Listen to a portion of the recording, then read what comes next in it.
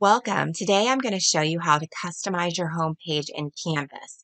Remember, I am using just the basic Canvas that is free to educators.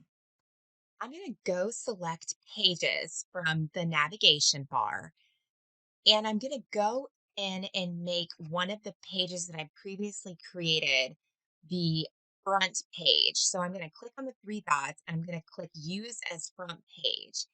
And this page has a button that I've created with a link to my getting started information. So I'm going to go back to home and then I'm going to click on the right side there, choose home page. This is going to bring up a list of options that I can choose as my home page. So I'm going to click Pages from Front Page, and then I'm going to click Save.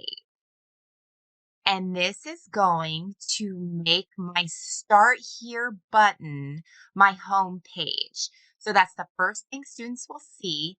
They'll click on the Start Here, and that will take them to the Getting Started page with all the pertinent information. You may choose to change your home page as the course progresses along, but at the beginning of the course, that is how I like to have the home page set up. So that's the first thing that students see when they first log into the course. And that's the basic info for customizing your homepage in Canvas.